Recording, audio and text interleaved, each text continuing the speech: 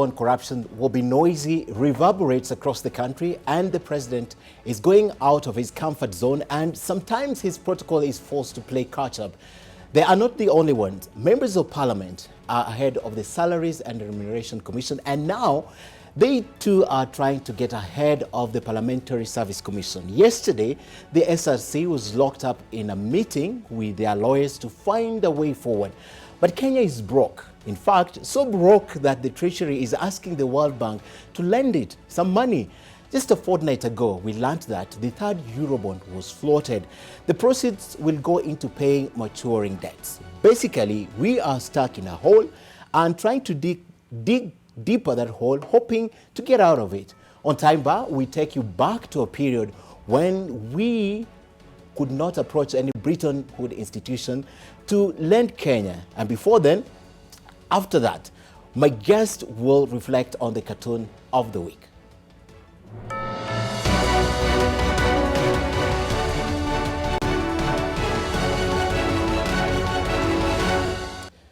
But first, it's my take. And tonight we make our case for the need to tame the growing appetite for loans.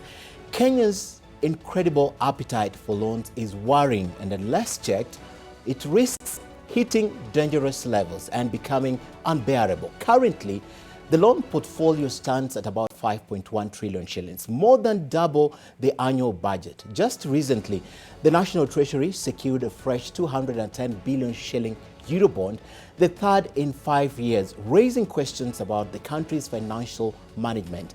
Let's take you back to the year 2014, when the country took the first Eurobond. That was about 280 billion shillings, which was marred by controversies because there was no proper explanation of how it was used. After several false starts, the Auditor General eventually declared that the money may not have been lost, but was unable to explain how it had been used, since it had been mixed with recurrent expenditure.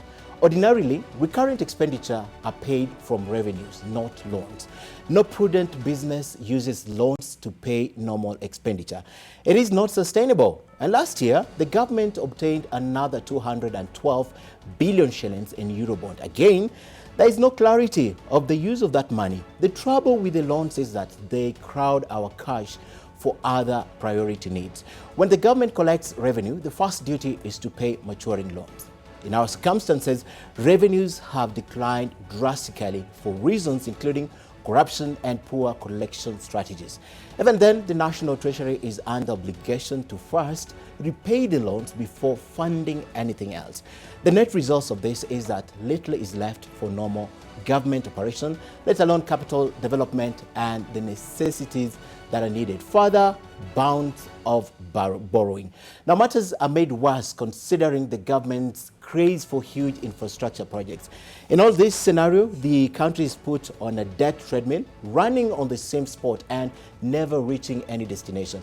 Better still, digging the hole deeper, hoping that that will help them out of the situation. To be sure, there are several reasons for the prevailing state of affairs, but three are critical. First is poor management of public finances. National budget is replete with luxury and non-core items that gobble billions at the expense of priority expenditures. Waste and proliferation is the order of the day at the national and county governments. Yet, austerity is the obvious choice in times of economic crisis.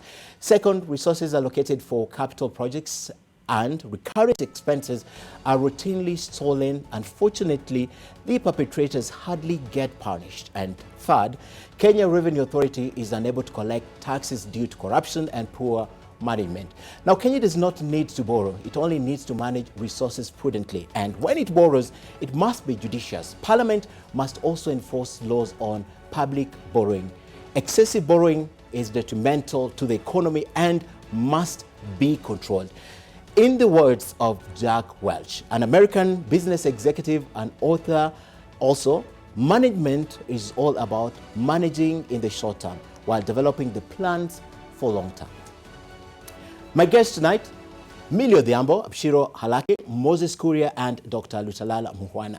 My name is Ken Mijungu. Welcome to our program tonight. Join the conversation, as always, the hashtag is Sidebar at NTV Kenya at Ken Mijungu. Sidebar begins right now. to think about what we can do for ourselves as Africans before we go to the World Bank or to the Chinese. The borrowing that we have done goes into filling the gaps. If you look at the money lost in reported scandals, if you look at the size, the character of the contracts involved, you would conclude that somebody very high up in government is involved. With regard to corruption, we will continue to fight. It will be difficult, it will be noisy, but it will happen. I fought it out to be a member of parliament. I used my resources. I want to be paid well. We will go ahead and pay our members what we had already budgeted for. I swear I shall not sign that law. All right, welcome ladies and gentlemen. A good place to begin. That sets the stage for our discussion tonight. And the headlines today, very heartbreaking. I'd like to begin with Millie. Kenya is broke, true or false? I don't think so. And even if you look at your own editorial, Kenya is not actually broke. It's about management. We have what is sufficient for the country, but we need to manage it well. And part of not managing it well is wrong focus. Because after you've given a very nice, piece about how we have a lot and we are not managing it well, then you say the good point to start is looking at MPs. How much of things to do with MPs from the budget, how much of what MPs, whether they use it or misuse it, from what goes into what you say Kenya is broke. I think we need to look at actually what is bedeviling the country. And what is bedeviling the country is corruption. Okay. And unless we look at corruption and deal decisively with corruption, then we are actually missing the point. And fortunately, the media is not helping us with this story. We like dealing with, if you ask me, things, it's like treating malaria with Panadol. Focusing on MPs is like looking at Actually, malaria the focus with on Panadol. MPs here is just asking them to make sure that they have laws in place that stems borrowing. It's not about what they pay. No, I'm not talking about this. Okay, okay. You've shown the woman... oh yeah, demanding and yes, what President said. Because you are actually, we make a joke about serious issues. Okay. Because focusing on parliament, if you ask me now, has become a joke, yeah? And it may or may not be an issue, but it is not the elephant in the room. Okay. The elephant in the room is corruption. And until we deal decisively with corruption, we're actually missing the point. All right. Let me come to Moses Kuria. Do you think the country is broke? Because we have seen a lot of borrowing, and we are borrowing to pay what we borrowed early. It's not, it's a little bit it's going to development projects, but a lot of it is going to paying recurrent expenditure and obviously the loans that are maturing. You know, every economy has got two legs. We have got the monetary leg and the fiscal leg. We are so lucky as a country that we have got a very sound monetary leg, in the sense that our inflation is basically well controlled. Yesterday there was a meeting of the Monetary Policy Committee, which retained interest, benchmark interest rate at 9%. 9%, you know.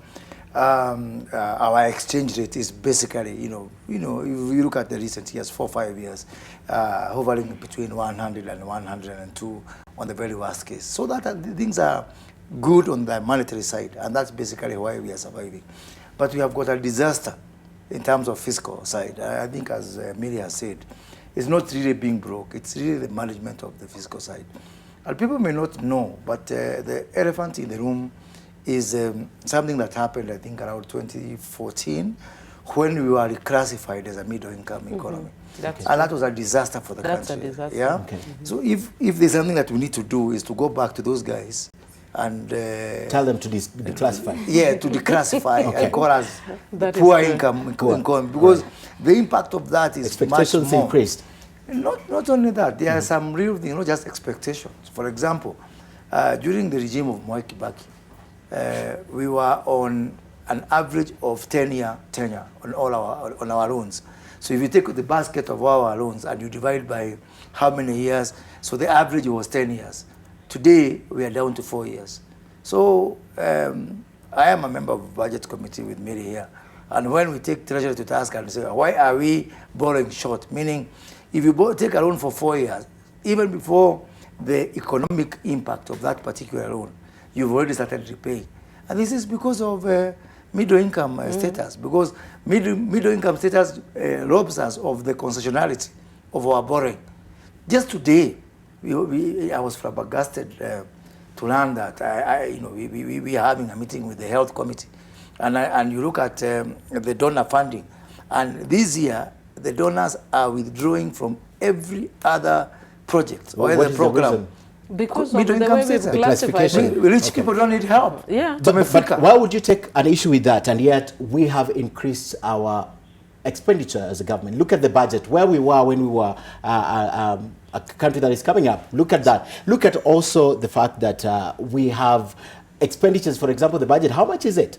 Right? Look at our GDP.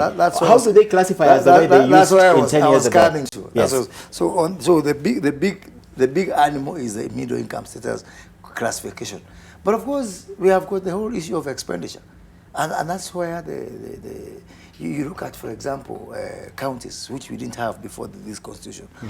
Now we are haggling whether it is 326 billion versus 310 billion, as if that is pocket change. But that's a lot of money. When Mwai Kibaki took over in 2002, our entire revenue collection was 200 billion. It was 75% of what we are now sending to counties, you know? And to imagine that now 310 billion is going to counties alone. Mark you, these counties have got drivers, they have got all sorts of employees duplicated all over. And you know, the Public Service Commission has got no control. I honestly think it's time we get all the county employees seconded from the Public Service Commission. Okay. I think we cannot talk about being declassified. We have moved from that. It's impossible. I don't know what will take us back to being declassified as a developing nation. I don't think it's possible at this point in time. But talk to me, Abshira, about it. Are we broke? What is the reality? Because they seem to think we're not broke. We just need to re-strategize and look at the prudent management of what we already have. Thank you, Ken. I don't believe we're broke as well. But it's how we're using these resources. And we should never equate borrowing with brokenness. America borrows, the richest countries borrow. Borrowing is how modern economies work. And sometimes, but it's how the borrowing or the money that is borrowed is utilized. If it's utilized for big infrastructure projects, for instance, what is the return on those investments? Is it spurring growth that is trickling down to the lowest levels, and therefore then it makes sense? So in terms of us being broke, it could be yes and no. Of course, if you're borrowing to cover like fiscal deficits, then of course then there's a problem, because you should be borrowing for investments, and those investments must have returns, and those returns must then spur an economic growth that then trickles down to the lowest levels, and this is how an economy then creates wealth, and everybody else, you know, enjoys the fruits of the economy. But for me, it is yes and no. If you look at what is being borrowed for, if we're borrowing for recurrent, as has been alluded to, then of course that is not a good sign of fiscal sign, like as Mheshimiwa has said. So for me, it's how we utilize these resources and where we're investing it, and is the investment going to the right places, or are we actually people investing in their pockets? Okay. If corruption is where we're borrowing for, definitely, then if we're not broke today, tomorrow we shall be for sure. All right. Let me come to Dr. Lutalala. Something, the legislators seem to think we are not broke. What do you think? Thank you very much, Ken, for having me on the show. First and foremost, the dictionary definition of being broke means what? That you are unable to spend what you have in the most profitable manner.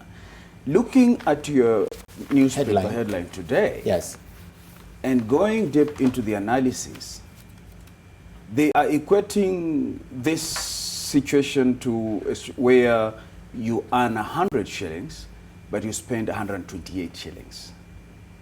That is being broke. If you are borrowing, and again borrowing to repay what you have borrowed, then clearly what definition do you have other than being broke?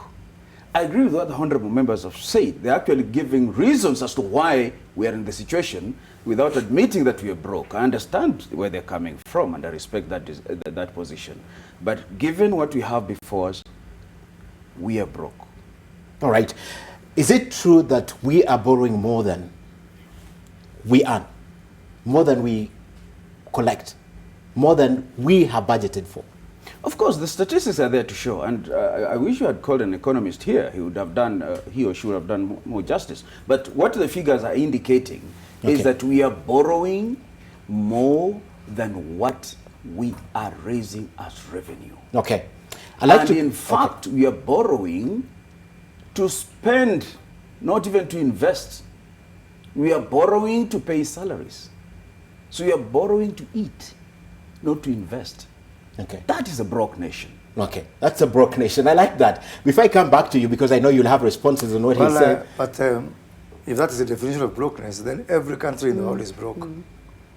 Because every country lives beyond its means. That's a fact. But ours, they're projecting by 2020, we shall hit 10 trillion. Then that will be a record, because that will be... Already we are on a record, Moses. No, we are not on a record. 5.1. 5.1, our GDP is 10 trillion. So we are on 51%. America is on 110. Japan is on 120%. But we can't compare the economies with Kenya's economy. You can't compare US as an example, Moses. You don't compare sizes of the economy, you compare ratios. That is the real economics. So I think our problem is far from being the quantum of it. It's when we are now borrowing to pay debts. Yes. It's just symptomatic of something else. Okay. When your recurrent expenditure far much outstrips what you are spending for future generations. So we are putting every coin into our stomachs today as a current generation and leaving nothing for the future generation. Do you know, I am the vice chair of the roads committee. And today we cannot build a single kilometer of new tarmac. Reason? Because we don't have the money. We don't have the money, so we continue borrowing. I'll come back to you, Millie, and that's not being broke. Let's listen to Rotich, what he had to explain about the reason why this country has to borrow a lot. Some of the borrowing that we have done today goes into filling the gap so that we can continue to invest on those critical areas where Mwananchi really needs the support. People can now drive from cities to their rural homes, and that needs funding both from our revenues that we collect and also the borrowing. There is this also obsession of infrastructure development in this country. You get that sense when you listen to Henry Rotich? Ken, with permission, the Honorable CS of Treasury would have made better sense if he had explained successfully how the first Eurobond was expended. It was mixed with recurrent expenditure. That's why it could not be adequately. It's on record that it cannot be traced to where it was spent. Where the claim was that this money went to various ministries.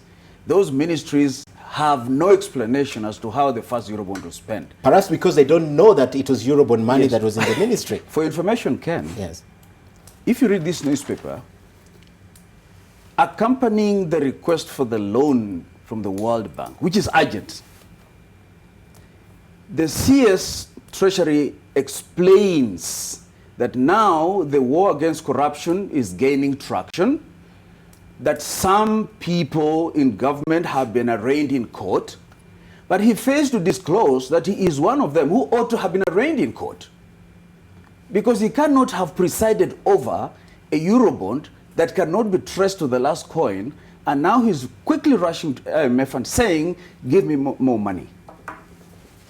Does he have the credibility to handle those funds in the first place if he has not explained how the first Eurobond was spent? But do they really need to explain that? So long as they're paying back the money, do they really need to explain it? You know, this issue of the Eurobond, and I argued this in 2015, and I argue today. Eurobond is just a way of financing a budget, just like any other. The question then becomes, which part is financed by the Eurobond, and which one is financed by your tax collection? And within that muddle, unless now we want to run two parallel budgets, So we say now this is a budget for development and this is a budget for recurrent. Otherwise, it's just a way of saying, since I don't have revenue today to be able to pay for that which budgeted. But the simple answer, where did the Eurobond go?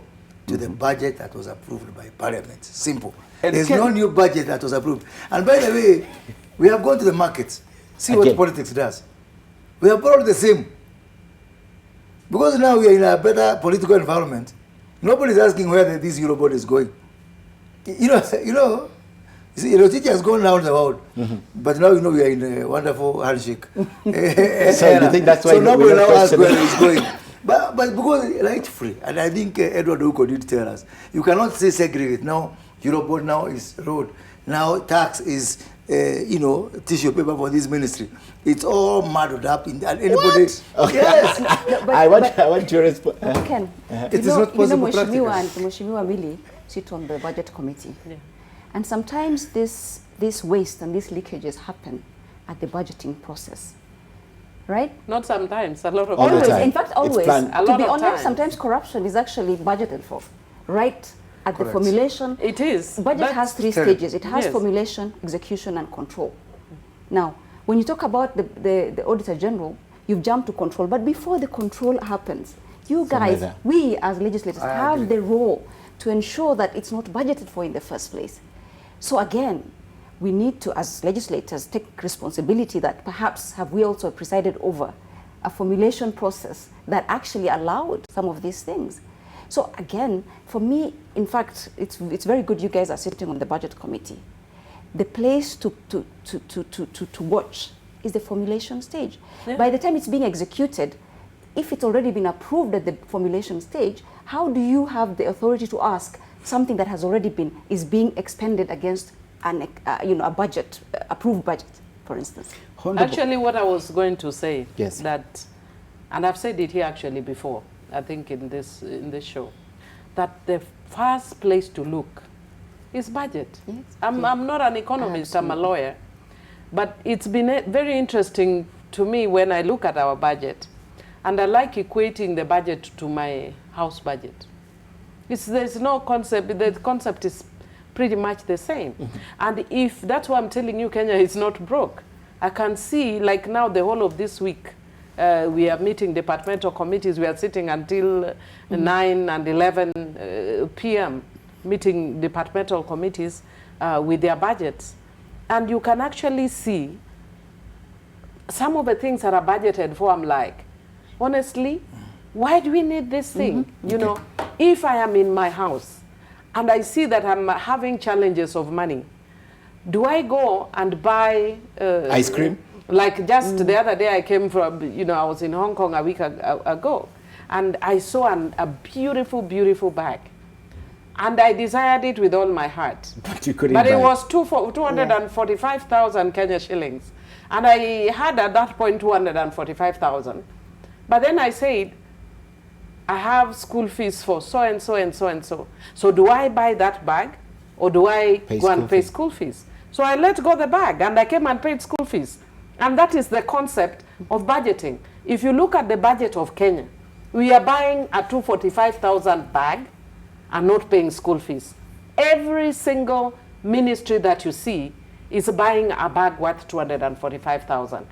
There are things that we want, but we don't need them as a country.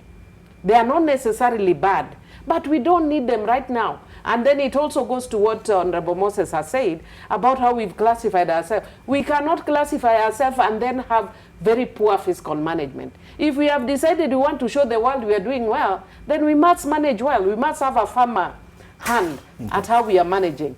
And that therefore means, and I agree with you, that at budget level, to be honest, if we want to be serious as a country, then budget needs to actually chop half of the things that we put in that budget. Do you raise them at that level? Do you raise them and say these are unnecessary? We do raise it, but I don't know whether we've been brave enough. I think the dynamics in the past, like Moses has said, and you notice when he was saying, I was smiling, because politics is like a seesaw.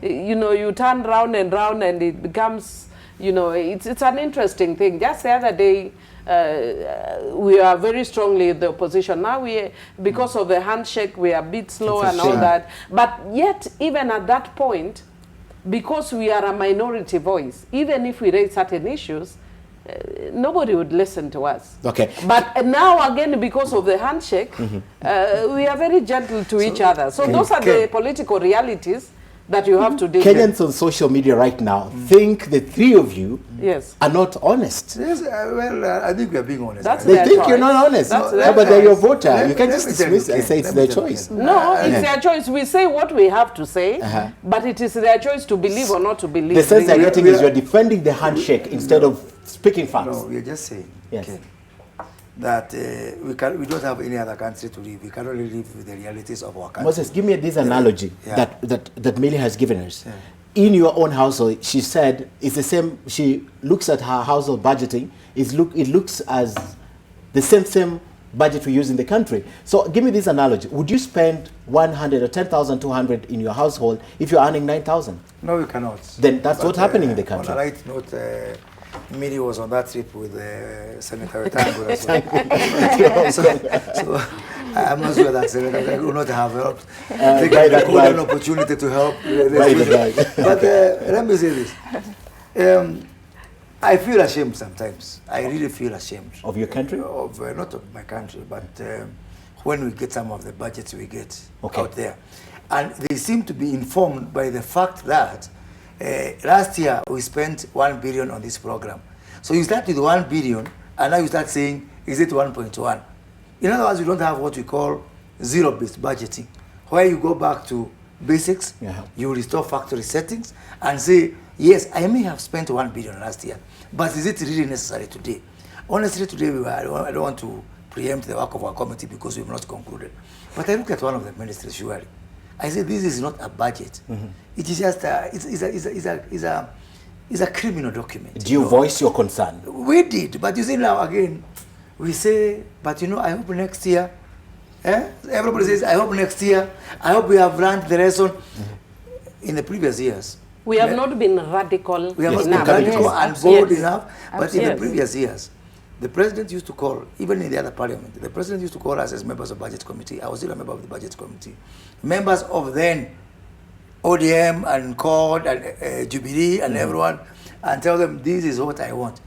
How I wish the president, will do the even the former prime minister, would jointly call us and tell us, if you find anything wrong with my budget from my ministries, do not hesitate. Don't approve it. Do not approve it because you'll be helping me. So that we stop this sugarcoating and this correctedness. Remember what happened last year after the budget was drawn and the judiciary's budget, development budget was put at 50 million shillings. Do you remember the outcry? That's the time zero budgeting was institutionalized, right? But see what happened. If you do that again, you go back to zero budget, it will be the same thing. We need to have a conversation, not as a budget conversation, but as a country. As a country. Let me hear from Dr. Ken, I'm glad Mheshimiwa Mabon and Honorable Moses Kura are here. Let me read to you what they have said in today's papers. Now, there is a document that is titled Unpacking the Estimates of Revenue and Expenditure for 2019-2020 and the Medium Term. And they are saying, this is the budget, the office of the budget in the parliament, that the 2019-2020 budget is higher than the approved ceiling by 78 billion.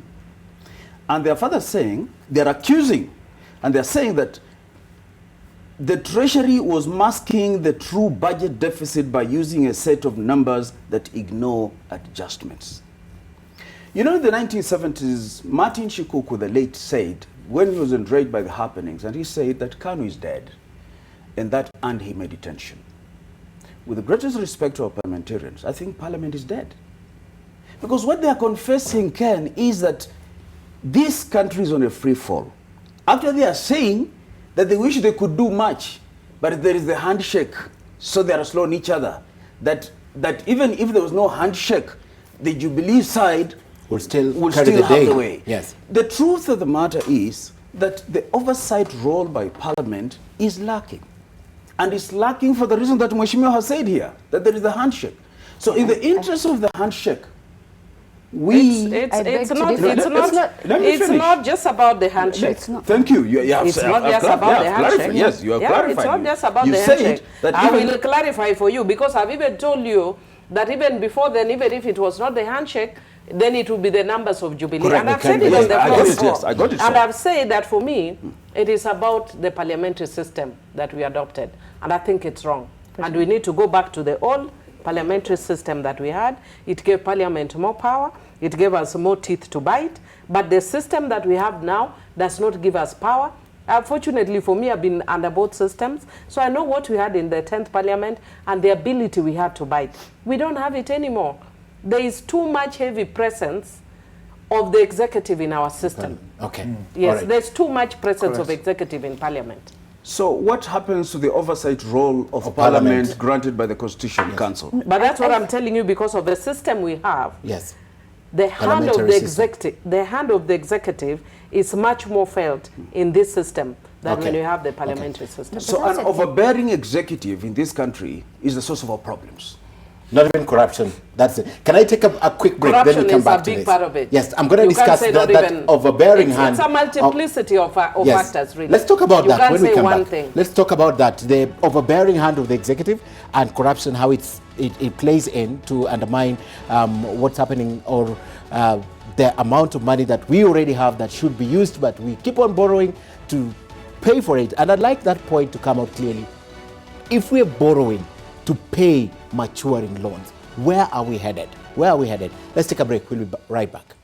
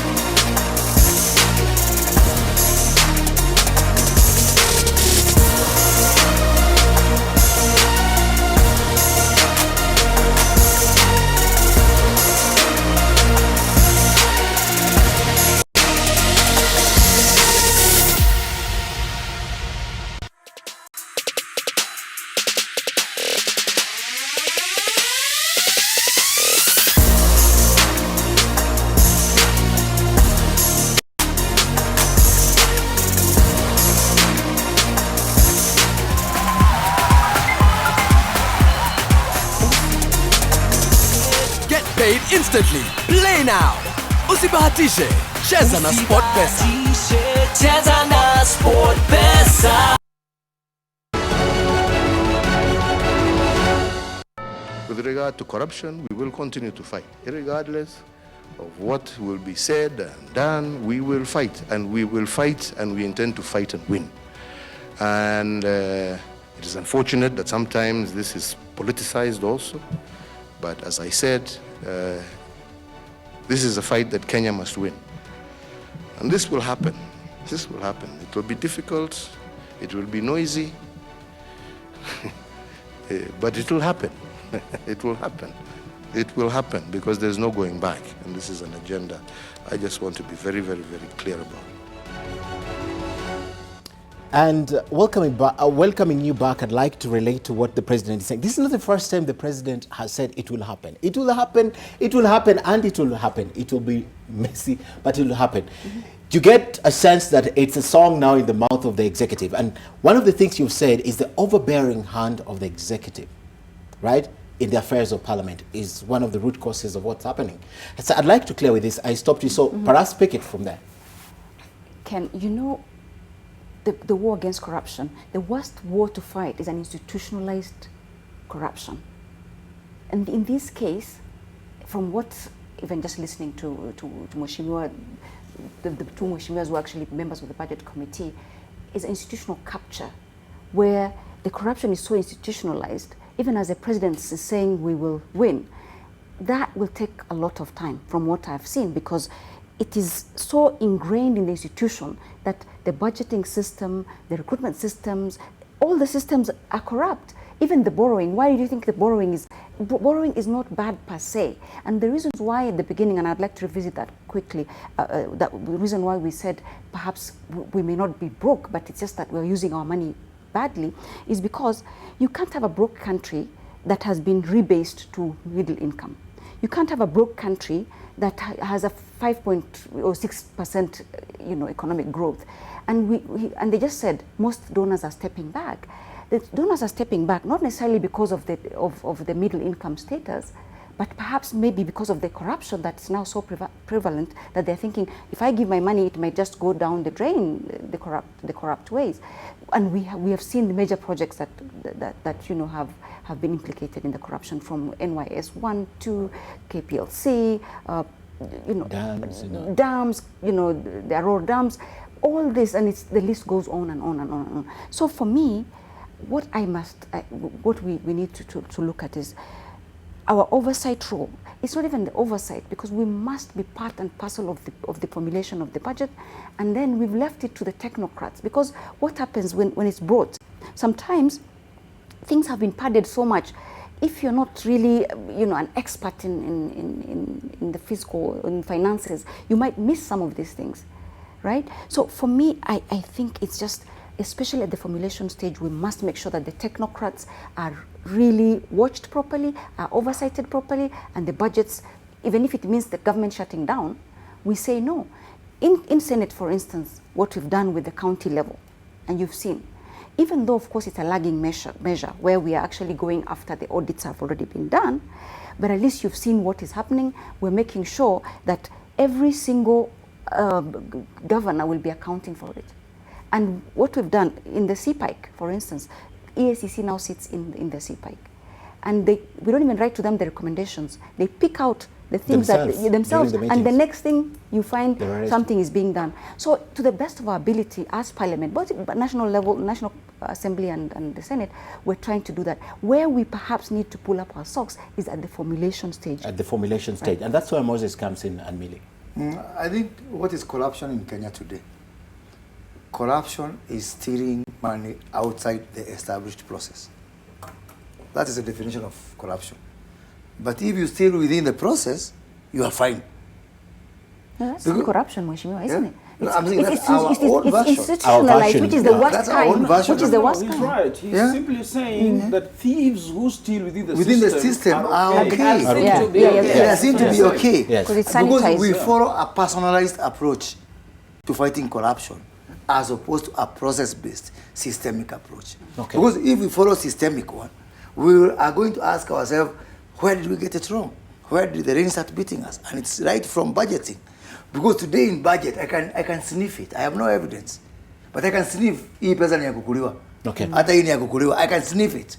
Right at the budget stage, you're looking at the presentation. It is not difficult, really? Hii pesa ni ya mtu fulani. When the budget comes and it is presented before you, you can tell from a distance. How can you tell, Mayur? In fact, how can you tell? But why should educate me? Yes, why educate can me. I tell without even indicating to you which one? Yes. There's one, I don't know if he remembers, that we made so much noise and it was removed. As a committee? Yes. Okay. There's one that was removed. Why didn't you just be bold and tell Kenyans? No, I will not tell you. Huh? But we made so much noise in the last budget, and there were some budget lines that were removed. But you see, it's normally just like the way, you know, my sister said, that sometimes it's cushioned so much that it requires a very keen eye to actually see, to identify. Yes. And even then, you have no evidence. You don't have any evidence. You can tell. How do you tell us that you can see? You got a hand feeling. And that's what I've been saying. We need to have, first of all, a very broad conversation. Beyond the finger wagging and the pointing and the shouting and warning and all that, we need to have an honest, broad conversation. You mentioned something, that if the president and the right honorable prime minister, former prime minister, would come and tell you this and this, be vigilant, you think it will work? Well, that's just part of the process, but also we need to have a broader conversation as a country. You know, if we would stop all the shenanigans, the political side shows and all that we are fighting today, and say we are dedicating all our national energies to asking ourselves, what is the problem?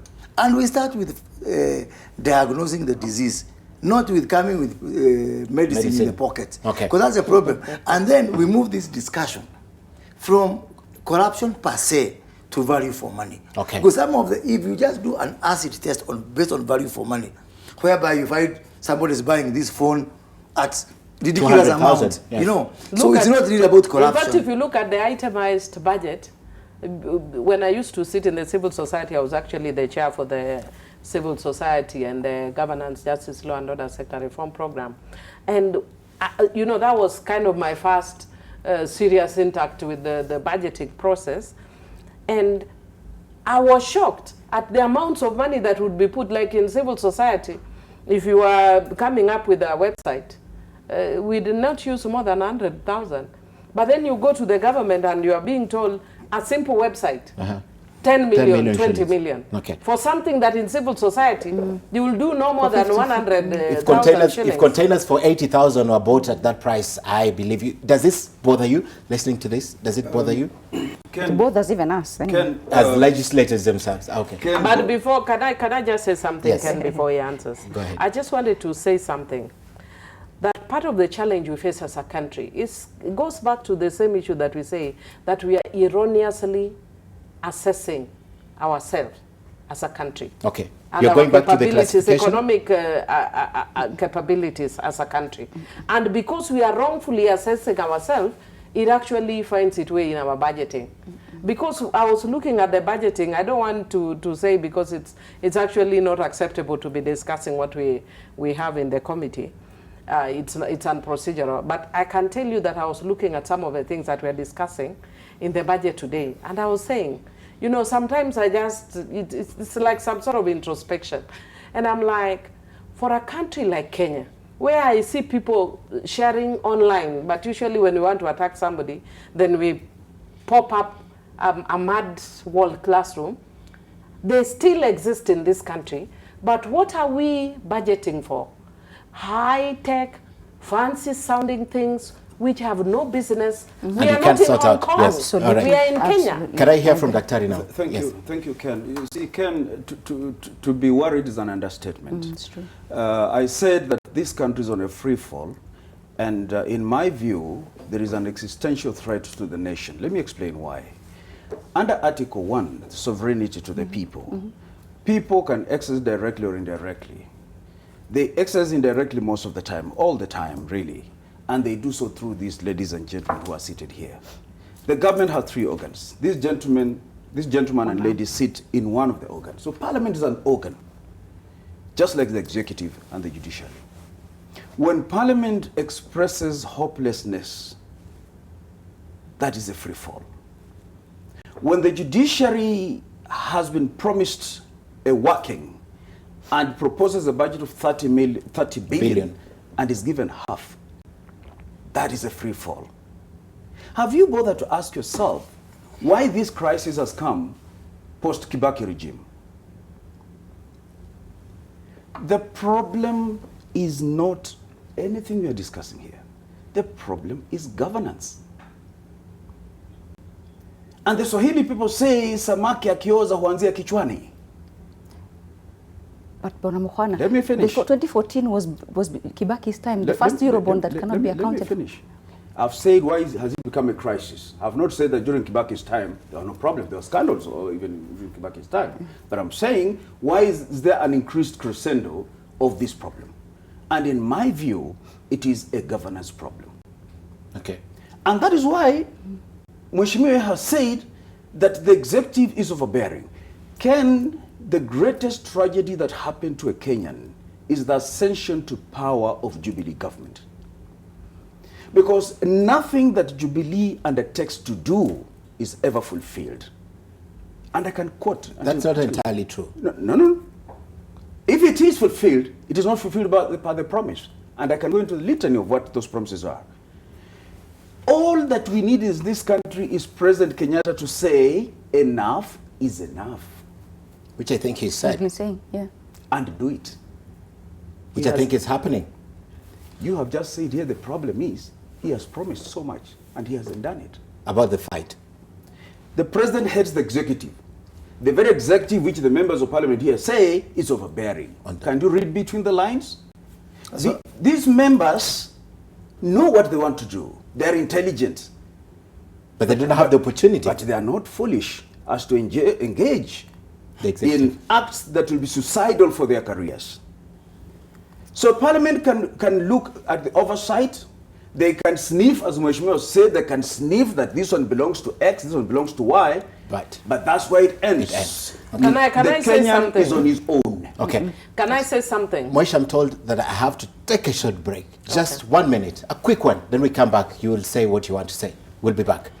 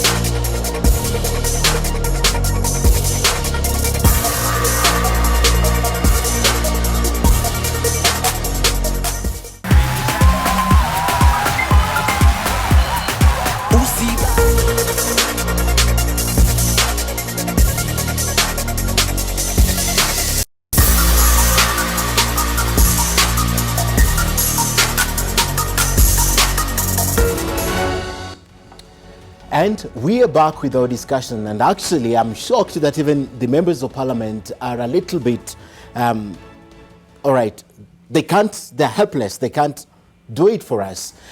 Someone raised an issue here and said, why do you want to trust the members of parliament while majority of them can be bribed with as little as 10,000 shillings?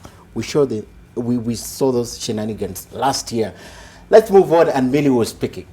One of the things I can actually say, I've just come from a conference. I'm a member of the African Parliamentary Network Against Corruption, and we've just come from Hong Kong, where there was a worldwide meeting on dealing with corruption. And what I can say is that Kenyans should first point fingers at themselves. Because when you look at the issue of corruption, it affects Kenya as a whole. It affects every Kenyan. But blaming MPs is usually the easy way out.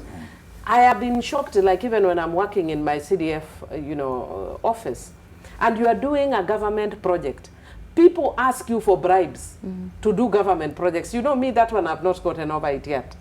Somebody tells you, we want to pay this, where's my cut? You are cut for what? It's not my money. It's government money. Why am I giving you a cut? Because perhaps they believe you get something from it. So that's why they're asking. They're asking because that is the culture. Oh, that's the culture. Kenyans will ask you for a bribe to drink this water. We'll ask for a bribe for anything. To smile at me, you want a bribe. You know, that's what we become as a country. So it's no longer about whether MPs are bribed 10,000 shillings. It's about whether you, who is saying MPs can be bribed 10,000 shillings, whether you bribe or you also bribe. Okay. Because it is a problem in the entire country. But one of the things that I've also said, is it that MPs, we can say we are helpless and we can't do anything? No, but we need to be brave. We have not gotten to the point where we are brave, where we need to take radical actions. Right now, we also must be able to deal with political realities. The political reality is such that we are not yet at a point where people can take those radical decisions. But if Parliament had matured enough in terms of, political movement and growth, I would say 50 years after independence? No, I'm not talking about 50 years. I'm talking about this Parliament. I'm not even talking about last Parliament. I'm talking about this Parliament. And I'm saying if this Parliament had matured enough, I would want to actually compare this Parliament with the 10th Parliament. I will not even compare with the last Parliament. The 10th Parliament was braver. I saw us taking some very radical stance. I remember one situation where we were called by the Prime Minister and the President, and we were asked to take one direction. And the members stood and told them, yeah. I can tell you for a fact. Members said, we respect you, but we are not going that direction. It was something harmful to the members, of the public. This Parliament has not developed those guts yet. But you saw what happened during the Finance Bill 2018. Did you see what happened to the Finance Bill 2018? There were brave members of Parliament who came out and said no to that Finance Bill. You remember? But see what happened? The executive got its way eventually. Yes. Yeah. But even so, if you are consistent in but doing Honorable that. Millie, what do you attribute the braveness of the 10th Parliament to? Since you can compare. Sorry. Yes, I will tell you, it is the system of governance. It is the system of governance. It is the fact that, for instance, that members of the executive were members of parliament, and we could hold them accountable immediately. It was not about waiting to call a cabinet secretary, waiting in their waiting rooms for 4 days when you also have your own constituency obligations. If, for instance, we had an issue with internal security, we would deal with the minister direct. And if they did not deal, we removed them. That's how we removed Kimunya, for instance. Ken, thank you. I agree with Mheshimiwa when she says the system, but I also have what I think is an answer to why there is lack of this bravery in this particular parliament, and it has to do with the political configuration that came in post-Kibaki time. You see, what happened, Ken, is that Jubilee was a marriage of two guys, and each guy was a kingpin from his community. So when they formed government, they divided half-half. And each one brought in his ministers. These ministers were largely from his area of control, call it the tribe. Now, when it came to appointing them to the offices, most of these guys have a sense of entitlement. So much so that you cannot even access them. And that explains why, when one of them is mentioned in a deal that is not so clean, and he can even appear before the DCI for investigation, everything goes quiet. They have a sense of entitlement.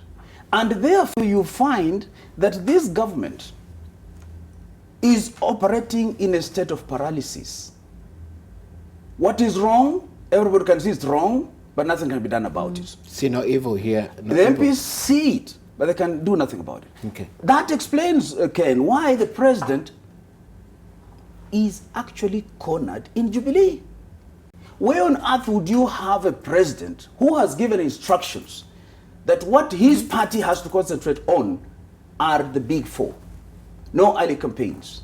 But his deputy calls the bluff, takes almost half of his community members of parliament, and continues campaigning at the expense of the progress of the nation. And the president is unable to do anything.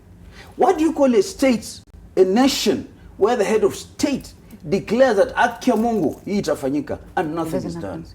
What do you call a state where an auditor general, a faithful son of this country, says, I have sniffed a corruption here in this Eurobond, I'll pursue it to the United States. And the head of state, in a conference, calls him before the TV cameras and chides him for having done that. What do you call that? The problem, the tragedy in this country is the governance. And Jubilee administration is the worst tragedy that happened to the Kenyan. In Kenya ako peke yake. Moses. I agree. You know this panacea of saying, but let me assure you. You are not in Jubilee? It's Kanu. Mimi ni Kanu. If Kanu or ODM was in power today, it's the same thing you would find. It's not true. Yeah, it's exactly the same thing you would find. And it boils down to these structural issues. I'll tell you something. In the year 2011, I had the privilege of serving the office of the then Deputy Prime Minister and Minister for Finance, who is the current president. And it was the first budget under the new constitution.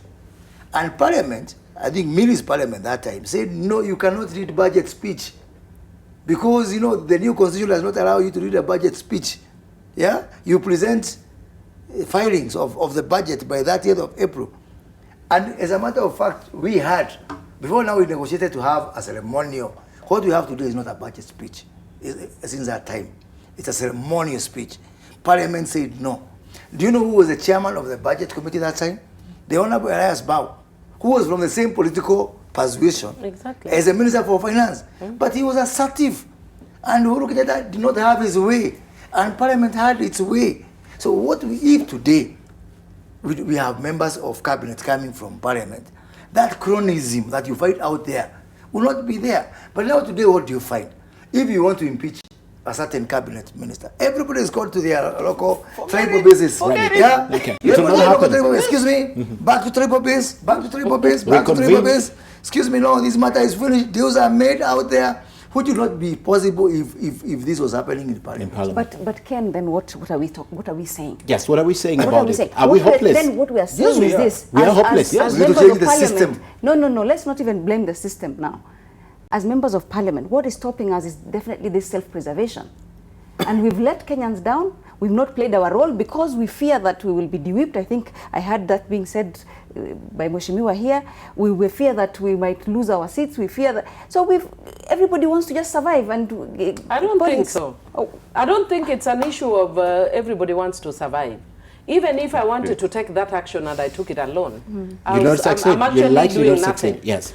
It has to do with the configuration, reconfiguration of parliamentary system, reconfiguration of the executive, but above everything, the president must now stop talking and act. It's no longer about talking. But the president to be taken seriously. No, it's not even just that. Let me tell you, based on actually the examples that I've seen, that I was seeing in Hong Kong, the countries were sharing, even small countries, big countries, that have made a difference, that have turned around. the president at some point stopped talking, stopped threatening, and actually acted. And that's what the president needs to do now. He needs to act. He needs to come on heavy. He needs to make an example. And then people will fear. And also the president needs, just like Moses was saying, let the president call parliament. We can agree to disagree, and we can agree to agree. Like in the case that I was talking about, when we met President Kibaki and the Prime Minister Raila Amolo Odinga, they used to call us very frequently. Sometimes we agreed, sometimes we disagreed. But that alone will push the country forward. Okay. Yeah. I want to offer some consolation, if it will, to Mheshimiwa, that you can stand alone. Yes, she was from the civil society. She and knows you have before Mheshimiwa can do I still do. Yes, I still do. Yes, Because you just want to make a difference. It doesn't matter. It made the difference. Yeah, it doesn't. It can make a difference. Even I even have a but it louder voice doesn't make right a now. difference. Yes. Ken, in 1970s, the late Martin Shikuku, Koigi Omwere, Saronei, and others stood out when everybody else feared to. They made a difference. Let me now tell you, the icing on the cake of this Jubilee tragedy is this, the handshake. I have said the handshake is a scandal. It's a fraud visited on the people of Kenya.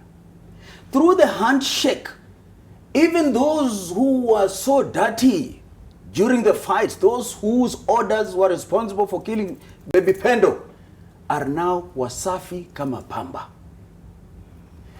We were told that the handshake will bring peace. But what peace? Temporary peace. We were told the reason why the handshake was done without the other three, Honorable Musalia Mudavadi and the others, is because they were cowards. Where in the Constitution does it say that cowards don't have a right under the Constitution to be involved in the BBI? And now the BBI is only for guys for Mheshimiwa Uhuru and Mheshimiwa Raila. And they're going around collecting views from all Kenyans, which views will be fed into the referendum question. This is another disaster, and Kenyans are not saying, because once Baba has said, it's okay. Once Uhuru has said, it's okay. Ken, this country is on a free fall. The BBI ought to be restructured and involve others, because what happened to the constitutional requirement of public participation? You go for Eurobonds, you don't involve the parliamentarians to approve, and yet those are the people's representatives. Bwana, who are others? Sorry? What do you mean by to involve others? Who are these others? I've already said, when Honorable Raila left NASA, he said the reason why he went to Arambe Avenue alone is because the others were cowards. So are you then? We need a BBI that is all-inclusive, my sister. Where is the civil society in BBI? What is the religious community in the BBI? Where are the cowards, the so-called cowards in the BBI? They don't have a say?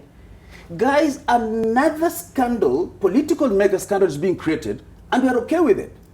And yet, come referendum time, these guys would have coached the questions going to the referendum. So the referendum result will, yes? Ken, what I can say. Whom have I been involved in public participation? Ken, what I can say. They're going around. What I can say. You know what Wakili is saying is very interesting. You know, for purposes of debate. But what I can say is the reality is that if you see the BBI, the first time that it started, there may have been people who are not there, but they have since said on their own that they are part of the process. So while you are still complaining, they are part of the process. That is one, the ones that you call cowards. But over and above that, I didn't call them cowards. Raila called them cowards. Well, you are referring to what you said. Raila referred to them as cowards. But even so, what you are talking about public participation, there is a team that is going around, which does not include me, and they are talking to the public. I see adverts and the public is involved. But then again, that you're actually defending that as a lawyer. No, I will explain myself. As a politician, perhaps. I'm not shocked. I am shocked. No, I'm not shocked myself. And the reason why I'm not shocked is that they have advertised, because they do it in the very public participation in the construction of BBI? Was there public participation? Yes. Yes, there is public participation. In the construction, when in the initial, when it was being brought together. Oh, you mean the team? Yes, the team. Was there public participation? Oh, you are talking about the team. Yes. Was there public participation? The Constitution requires public participation. Was it there? No. But even now, BBI has no framework in the Constitution, Wakili. No, that doesn't. It doesn't have framework, so how would there be public participation in that? You know what? You know what? Yes. Public participation is not public participation just because it is in the Constitution. There's a lot of things that we do in Parliament that are not spelled out. Then what in enforces it? What enforces it? What enforces it if it's not the Constitution? I would say if you gave me the chance. Yes. So what I will tell you, number one, you start, normally even if you look at the constitutional process, and I'm happy I was in it, the constitutional process is both a legal and a political process. So it starts with a political process, which then evolves into a legal process. So please, relax. The political process will evolve into a legal process. Involving two? It will evolve to a legal process. So you shouldn't be worried, because the Constitution of Kenya basically evolved in the same manner. That is where the process is. It started with some of us demonstrations then were not considered part of public participation. Okay. But we demonstrated on the streets. We were beaten by the police. That was not part of public. Being beaten by the police was not part of public participation. Let's hear from the Senator. But it evolved into a constitution. Yes, I just want let's hear to from the pick on Senator. he's having a problem with the two. Yes. Remember, those are the two presidential candidates anyways.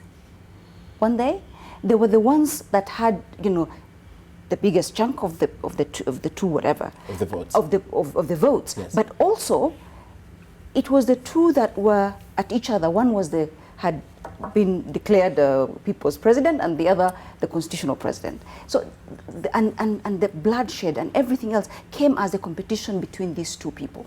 So they took it upon themselves to rectify what they felt they were causing, as a result of probably having offered themselves for presidency.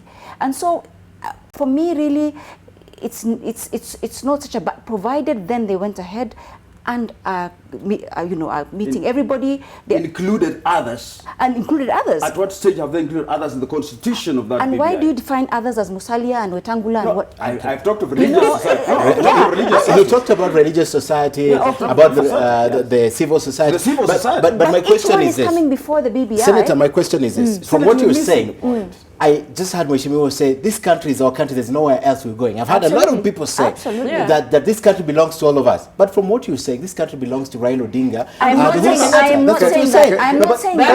I am not saying that. That is Let her finish. Let her finish. Yes.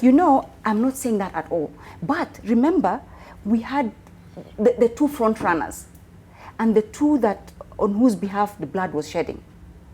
If they felt upon themselves, if let's say I felt if I take political responsibility like they did and said, look, we're the ones who ran for this presidency, it is our supporters, and at this point all others are either on this side or on this side.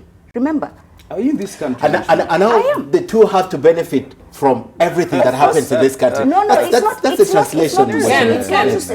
Ken. And what we want to tell you is, in many words, you are actually pushing the language of the dynasty. Exactly. And I'm just asking questions. I'm just asking questions, and I'd like to speak to Moses in this. No, let me say. Yes.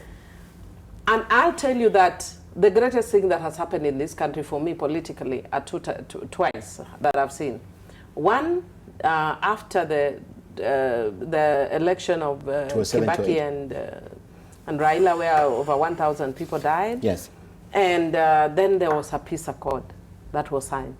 And there were very many naysayers. I didn't want that peace accord to be signed. But actually, for me, that's one of the times that we've actually had the best governance system, at least that's known to me. It may not be best worldwide, but at least for Kenya, if I compare 10th, 11th, and 12th Parliament, it was one of the best times. Okay. And in terms of accountability and everything, that was good. During the handshake, this country had come to its knees. Even though we were saying things were all right and everything, things were not all right. So let's acknowledge that the handshake... He's not denying that. Yeah, it has actually calmed things. But in terms of going forward, I hear when people are saying, okay, now we have had the handshake, how do we move forward? And we are actually, if you look at the BBI, it's trying to get a way of moving forward. But we are not giving it an opportunity. Let me listen to Moses. Moses, please weigh in. It is about bringing the Kenyans together. It is about bringing a new he's very quiet. He's very quiet. Probably he's a beneficiary. Because he wants to be a presidential candidate. Knowing too much is costly. And in this matter, I know too much. Too much. Okay. That's the problem. Fair enough. Okay. Fair enough. Because, you know, 2010 I was here. And 2010, Kibaki and Raila pulled everyone with them. The whole country was seized of a moment. There was that moment which you could feel. But we were not friends, and you know that we are not here for going for elections together. I remember I was co-heading the communication secretariat with Salim Lon, and we worked perfectly well, knowing very well that at the end of that particular product, we will all go for different direction. I midway Naivasha with Miguna and Mutakangu, and we worked perfectly well, knowing very well that right after that product, we will go different direction. Now, this particular handshake, even those people, majority of Kenyans, by the way, who are not against handshake, is because they have got deep-seated respect for President Uhuru Kenyatta and Right Honorable Raila Odinga. It's just like respect for elders. You know, the way you respect, say, look, I don't want to be the one to rock the boat. But deep inside, we don't have that moment. We are full of suspicion. Absolutely. Yeah, we are full of suspicion. And by the way, then you come to people saying referendum question. The whole thing of whether to have a referendum or not is a question. Precisely. Even before you go for the referendum question. Precisely. But then the way some people approach it, it's like it is fait accompli that you are going to have a referendum. And make no mistake, and I think Esther Pasali said it somewhere else this morning, if we try to go for a referendum with this country, the society as we have today, it is going to be catastrophic, more than 207, 208. Okay. Make no mistake, because we are not, we need some constitutional changes. For example, having ministers in parliament. For example, when we say inclusive, some people think we want everybody to be in government. So I would rather go for the word diversity. Okay. So personally, I want to have diversity. I don't want to keep on going to Kisumu and requiring a visa to go to Kisumu. Because right now, in the past, only 2 years ago, you couldn't go there. No, I could go, but it's like you had a visa and some panels, you get into a tinted car from the airport. Right? Now you can walk on the streets of Kisumu. It is manifest nonsense. We need to have that, and we need to entrench it. Okay. Last week I was supposed to go for a state visit to Suba North, and we're going to do this at some other time. That's the country I really want to have, whereby I want to go to Mita and merely to come to Gatundu, and then come election time, say bye-bye. We go our own. That's a fun. And can I tell you, in fact, I'm glad what Moses Kuria said. That is what the handshake is all about. That we've come together, come election time, we'll go our own way. But why is there that suspicion? Because there's somebody consistently fueling that suspicion, saying negative things about the handshake, and making people feel that there's something behind the handshake beyond what is evident. Not so only what him, I want to assure the Kenyans it is that handshake is about bringing the country together. It's about forging a common future. It is about doing what is workable. But the Tani has said it here. Knowing that towards the end, people might be spoiling for the handshake, but also the principles have not helped much. I remember in promoting one week after the handshake, I went to see the Right Honorable Raila Odinga, and I asked him, please explain to me like a 2-year-old what is a handshake. And he gave me the example of the elephant, where some people touch the ears, it's a soft thing, others the task. If I meet him today, ask him, look, for me it is still the elephant. I don't really understand. So we have not, the salesmanship. President Uhuru Kenyatta in December, when he hosted journalists at State House Mombasa, for about 5 minutes, explained what the handshake is. If you missed it, go back to YouTube. He explained what the handshake is. Totally. I like to move the conversation forward. Now we have established this problem. What is the solution? I know Millie has proposed changes in governance, in the institutional parliament system of governance in this country, or government in this country. But from each of you, what is the solution? And let me begin with you, Senator. What is the solution to this? Because otherwise we'll still be speaking about this. The difference of opinion, corruption, how to fight it and all. Ken, one of the things even this afternoon in Parliament we were discussing is that we have very strong Kenyans, but we don't have a national ethos and a value system that actually guides this country.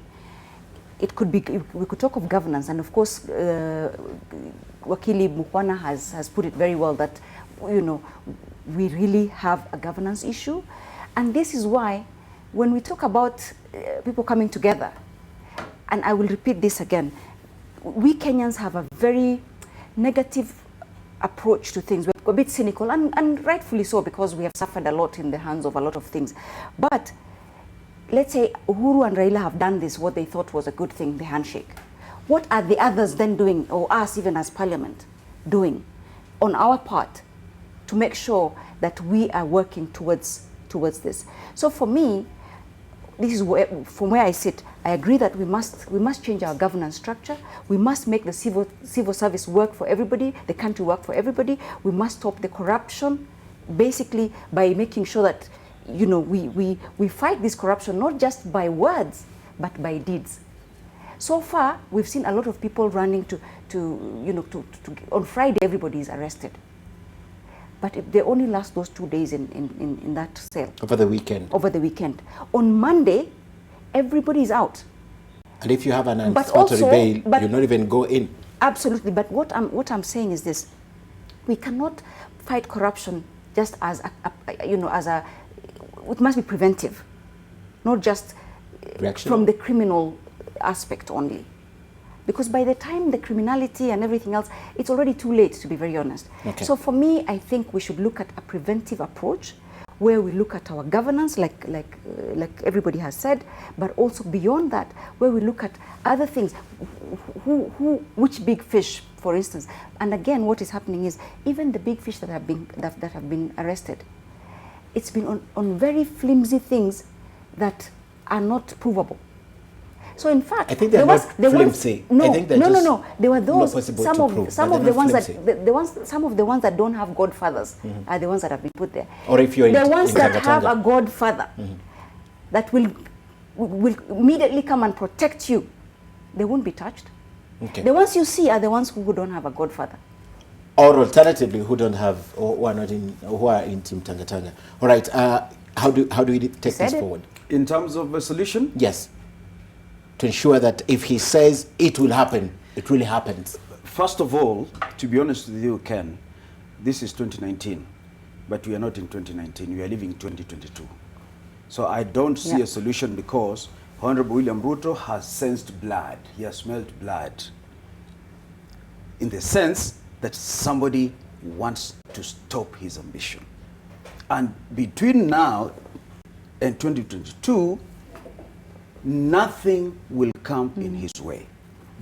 Therefore, Honorable Uhuru Kenyatta will continue operating from the corner in which he has been boxed, even in Jubilee quarters. Therefore, the Big Four agenda is a smoke screen. And what's behind it? What's behind it? Yes. Zero. Okay. I would advise Honorable Uhuru Kenyatta, if I deserve to offer such advice, that just have one big agenda. A low-hanging fruit? Slay corruption. Okay. If you slay corruption, everything else falls in place. Okay. And finally, we have an executive presidency. Honorable Uhuru Kenyatta must do what it is that his office requires him to do. He promised austerity measures, they never came. He promised public declaration of their wealth, it never came. What has the president got to do with his powers? So until and unless Honorable Uhuru Kenyatta decides to do what it is that he promises to do, there is no solution. And if he does what he has to do, campaigns for 2022 will stop. Concentration on the Big Four will come. But I've said it should be big one, corruption. And finally, we must be very prayerful. Because as one jurist said, Lord Denning, that even the devil does not understand what a man thinks. This country requires prayers. Thank you. On Thursday's National Prayer Day, Millie. Well, that is true, but then he is bringing in a different aspect that I don't want to start at the tail end of things, which is actually the issue of prayers for money, which has become a very shameful thing in this country.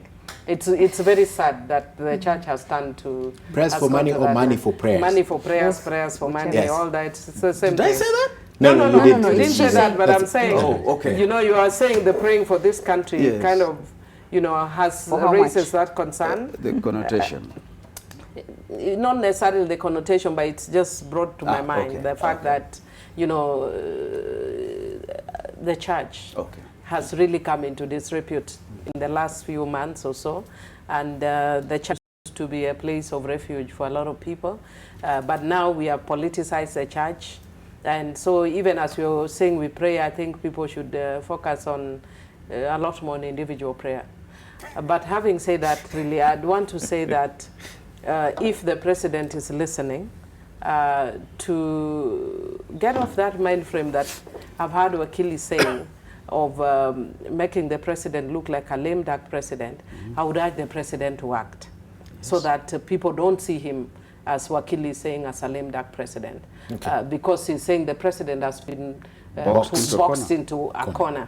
And the president needs to come out of that corner and use the constitution that backs him to crack the whip on corruption. And I would say we have a coincidence of minds that I have said it in the floor of the House, and I'm saying it now, that the president needs one agenda: deal with corruption. Then everything else will fall in place. It is easier said than done to say deal with corruption. Much very easier to say. What we need in this country, you know what is a problem we have in this country, even before I come to the solution? We have got a problem of two people. William Ruto and Raila Odinga. They are Kenya's biggest problems. And everything else we are saying, we are hiding our heads in the sand. And the president is in a polygamous situation. And how to balance between his two competing spouses, I didn't say wives before. Now he's speaking as a presidential candidate. But it's true, because, you know, I sit at the convergence, at the confluence of these two forces. And I can tell you, I know people who are not even on talking terms in this country. Members of parliament, for example. Simply because you are Kiereweke or you are Handshake, you are Tanga. Some people are not even on talking terms. What we need to do is to have an overswell, a massive building of consensus. I thought Handshake brought peace, she just said. Well, I think Handshake was a declaration of intent. You know, it was really not the peace process itself. Yes. It was a declaration of intent to cease fire, and which I have said that we welcome. Because if we do not end this blame game, whereby you know, the people from Raila Odinga's camp think that corruption is a euphemism for William Ruto. And William Ruto's people see that when they see Raila Odinga, they see nothing except what you have said yourself, blocking him from going to State House. But remember, there are so many other innocent people within this particular process who do not want to be part of this nonsense of seeing this way or that way. And I really do hope that we can be able, even, by the way, if we try to use outside to build this consensus, is a problem. Because the real battleground, even if you see people out there with PPIs, with what, it's real parliament. The other day, William Ruto was trying to do a meeting in Uhuru Kenyatta's backyard, in Murang'a, with 130 MPs. So it's not really about the people. It's someone saying, look here, I have got this power. And then you find now the other camp, the ODM, the NASA camp, the ODM camp, the Kerek camp, also having this, you know, display of power. I think it's time to take a chill pill as a country. And I'm not just saying this as a presidential candidate. I'm saying this as a battle-fatigued combatant who is tired of all this. Yes, you will. And that's why I like Handshake, because I'm not fighting anymore. Yeah, by the way, I'm leaving a very loud. We've talked about everybody else and what they should do. But as members of parliament, I think we should also look at ourselves in the mirror and say we failed Kenyans, and we accept that we must do more ourselves. Because be it whatever it is, be it the oversight we're supposed to do, be it the representation we're supposed to do, be it the budget process that we're supposed to do, we also haven't done. And I think it points to our self-preservation. We should accept it, take political responsibility for it, apologize to Kenyans, and strive to do better going forward. All right. Ladies and gentlemen, time now for Toonside. I'd like to show you a cartoon and then we discuss it for a minute each. Then we come back and close the show. All right, let's take a look at this. Right, that's the cartoon that put around all the screens so that they'll be able to see it near them. If you could, Mike. That's the cartoon of the CS for education. One is right behind you, Moses. You can see it clearly. And he's working as a general with the CBC in hand, and he's really serious about it. This has elicited a lot of debate in the last 2 weeks or so. I don't know where you stand. Can I begin with Millie on this, on CBC? Well, what I can tell you is that I must have missed the session in Parliament where we discussed the CBC. Which means it never came to Parliament. Unless I don't know, maybe it came. No, it never came to Parliament. So that tells you there's a big problem. That tells you there's a I can't be a parliamentarian and with that knowledge of what's happening. The only knowledge I know about CBC is from the media. Sosion fighting with Magoha. Yes. That's what I know. So that's what I know about CBC. When Magoha's name came to when it was before Parliament, I really went around urging my colleagues to to accept. Accept it. Okay. In fact, I think our position requires a rule and all about, and that's why I was supporting him for education. Okay? But it's really because I think this whole issue of competence is very important, and merit. I devoid of what you were saying before, people trying to do tribal balancing. It matters education. But at the same time, I think what Magoha is suffering from is University of Nairobi, some sort of hangover where he could be able to, I think he needs some counseling. He needs some counseling to be able to adapt into this dicey situation whereby whatever you do requires a very broad consensus. Okay. I think I offer myself. Millie had not completed her statement. Magoha has found himself in an area that is not ordinarily used to. And I always tell technocrats that once you move out of a technocrat zone to a political zone, and they can't pretend that it's not in a political zone, it's actually in a political zone. So his mind must start thinking political. And the first rule in politics is participation, consultation. And he may be very good, and people were praising him actually before he was appointed, but now people are complaining. Okay. He needs to find his path back. It's not too late. Let him consult. It might be the best system, but right now, even me, I have no clue. I know CBC is Magoha says, Sosion. That's what I know. But don't you think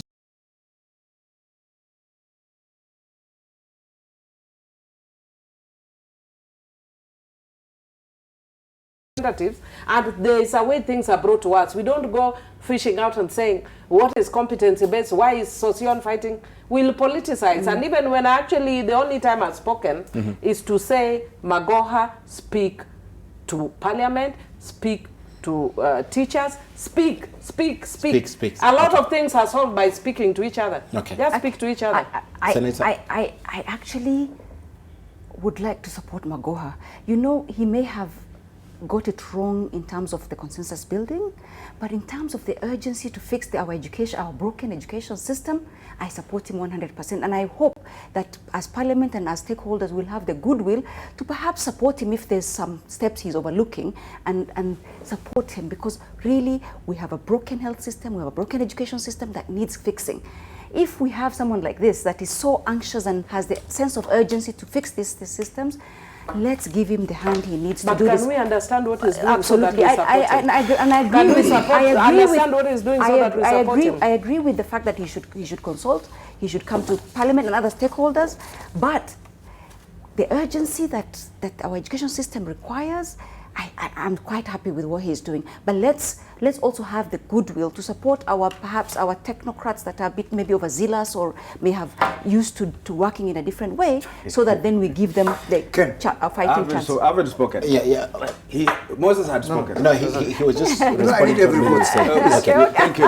Now, Ken, just like Jubilee has demonstrated complete lack of rule of law, this is another one. How does a change of education system come into being? You begin by conceptualizing the idea. You consult stakeholders. That is where public participation, as anticipated by the Constitution, comes in. You then reduce it into a draft paper, finally into a session paper which finds its way in Parliament, where the parliamentarians discuss the session paper. There is a session paper. I had retroactively. Okay. After the fact. I had a panel here that said Just there's a moment. session paper on the same. Have you looked at what you still say? But the difference is the members of parliament are saying they have not seen it.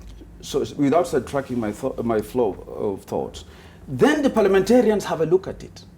Because through them, we exercise our sovereignty. So if you don't involve parliamentarians, you are defiling the constitution. Maybe it came when I was not there. Let me not say that it didn't. No, maybe it came when I don't know. Maybe it came when I was not there. But I can promise you that for me, I didn't know anything about this debate. And only this week I had to research. Okay. And ask so what is finally, Magoha saying and what is associated. And so, as I say, in my other life, God gave me the privilege to teach both the local system of education and the British curriculum, including the competency-based education. It cannot work in the manner in which it is proposed, for simple reason that there is no adequate preparedness on the ground.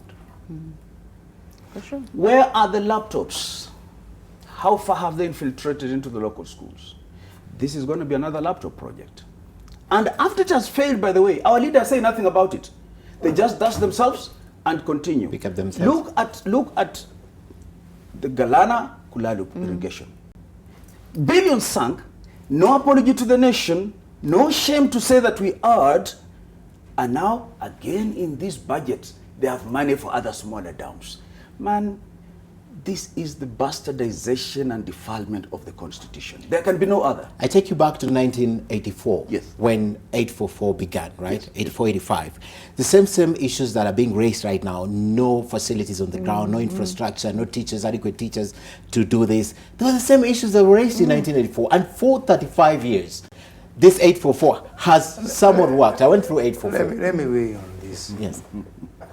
Once you come to understand what competence-based curriculum is all about, you will fully support it, because there's no need of wasting, a child's time on a career path that is not theirs. Maybe with the wisdom of hindsight, many of the other would have dropped physics at Form 3. Yeah? Which I did, actually. Yeah? Because I was at Kichwangumu, I was being forced to take and I refused. Exactly. And I walked out of the class. Competence-based curriculum is just about that. That They're now not she's a pushed her lawyer to do it, and a lawmaker, because she chose that trajectory. And I'm very passionate about this. So the problem is not about 1984 and the party. How good it is. It's all about, again, let's carry everyone with us. Okay. And we don't have to be ready. And on that note, the other big problem we've not addressed is the media. I've just gone on Twitter, and in this show I said Kenya's biggest problem is William Ruto and Raila Odinga. And now NTV Twitter team has said that I've said that Kenya's biggest problem is William Ruto and Uhuru Kenyatta. So that also have to be addressed within this. That will be corrected. I'm not even after the show and you're misquoting me. That will be corrected. I know my team is watching downstairs and they'll correct that. I'm a witness that he said Raila and... yes, I also had the handshake. And I was actually on his case. But the media will never miss an opportunity to go for 2 whole hours without misquoting. No. All right, that is being corrected. Unless you have a burning response to any of our topics, we need to end the show. Yes, I want to say about the competence-based curriculum. Yes. I would want to say that it may not, at this point, it's not even about whether it's good or bad. Can we understand what it's about? Can we understand Beyond Sosion and Magoha fighting, can we understand what it's about? Okay. So that then we can carry everybody on board. Sometimes all it takes is tucking away your pride. Okay. And carry everybody. It's just a simple. Why did you ask the questions when Ambassador Amina Mohammed was in the education ministry, and she came one day in 2018 or 2017 December, I can't remember, but immediately a month later she retracted and said, we're not ready for this. Why didn't you seek to understand it then? When she said. Why did I seek to understand? Yeah, to understand CBC then. Mheshimiwa Peter Kaluma texted me and told me the same thing. He said, as a member of parliament, I don't understand. Can someone explain to me that if I don't understand as a member of parliament, how do you expect Ken's mom at home to understand it? Right? Perhaps that's a reason for you also next time to invite the chair of the education committee. We tried to do that. But it was 2018 December when Amina said, we are not ready. And in January 2019, a month later, she came and said, we are now ready for this. Then shortly after, yes. Honorable Amina was right, professionally, but wrong politically. Okay, that's what happened then. Okay. I agree with the Honorable Moses Kuria that the CBC is a wonderful curriculum. prima facie on the face of it. But that's where it ends. You must get it right. So let the government go back to the drawing table, swallow its pride, as you say, tag your pride, and do it right. It's a wonderful curriculum, but as it is being implemented, it is being pushed the way the laptops were pushed, and it is going to be catastrophic if they don't retract their steps and do it right. It's a wonderful curriculum. It's a good opportunity for our children. All right. Thank you, ladies and gentlemen. Let's do the final part of the show. So tonight, we voiced our concerns over the unending appetite for loans. Less than a fortnight ago, another Eurobond was floated. Days ago, we were told that the government is looking to have the World Bank advance it some funds also. Regardless of the reasons, this cannot be healthy. I'm yet to find any justification, say, for the explanations from the government. Did you know there was a period when the country was doing so badly that no Bretton Woods institution will touch it? Specifically, IMF. Let's take you back to the year 2000. Kenya had been locked out for about 3 years by the International Monetary Fund. Retired President Moi was still in charge. Now, these were the headlines. Let's begin with this. Then, how IMF will fund or pump in funds. That was the first headline. If you can read below that headline, President Moi was so delighted. In fact, he explained to Wananchi his struggle to get us back to that list. Now, Kenya had to adhere to conditions set by the IMF for the resumption. Now, this included major freeze by the government, postponing projects, keeping domestic borrowing down, and some action on the Kenya Anti-Corruption Agency then. That's not all. President Moi went ahead to warn cabinet ministers and government officials against putting their hands in the cookie jar. He, in no uncertain terms, told them they will get fired if they touch that cash. But come January of the following year, 2001, out of the 14 billion shillings advance, there was a delay of 8 billion shillings disbursement after the opposition raised issues. And in February of 2001, there was a make or break deal with the IMF. This was because of the deadlock on the draft constitutional reforms bill, which should have been signed within a fortnight by key Ufungamano Initiative members, led by Mutava Musyimi then. Then, take home is this. It's possible to exist without or within our means. For 3 years, it was hard, but the country managed. Tough times call for tough measures. A good place to end our show tonight. Thank you very much, ladies and gentlemen, and thanks to my team here. And thank you for watching. We are all online. We go off air, but we're still online. I know they'll be responding. And apologies to you. Thank you. Have a good night. Next week, Tuesday, same place.